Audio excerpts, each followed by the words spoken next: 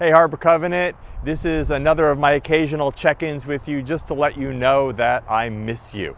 I've been walking by these apple trees out in our yard, and last time we talked they only had the promise of growing, and now look at them. They've got leaves, they're coming, we're starting to see little bits of fruit, and just remember that that's the metaphor for the church, that our church is like an apple tree. And we were a little bit dormant over the winter, but now it's growing up and leaves out. We're doing more ministry. We've had all kinds of online stuff, and we are looking forward to being able to do more as things loosen up, and we're excited to be with you.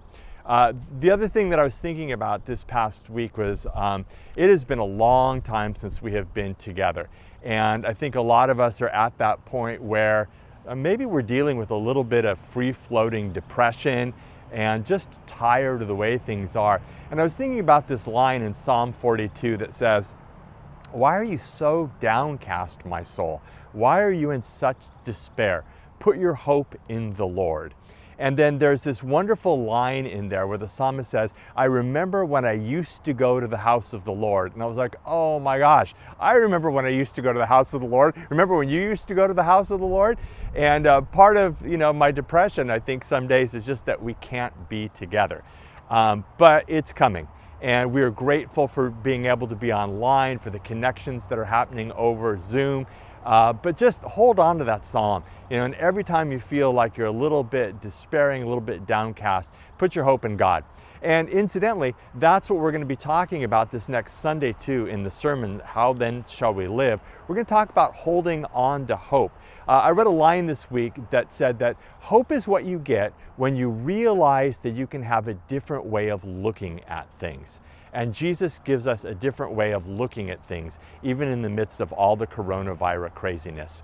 One thing that I wanted to leave with you too is that we're still getting thank you notes. So, don't let your soul be downcast when you think about the difference we're making in people's lives. Hi, I work at Tides Tavern. I want to thank you for the very thoughtful and generous gift and for Safeway. It's really helping with my groceries.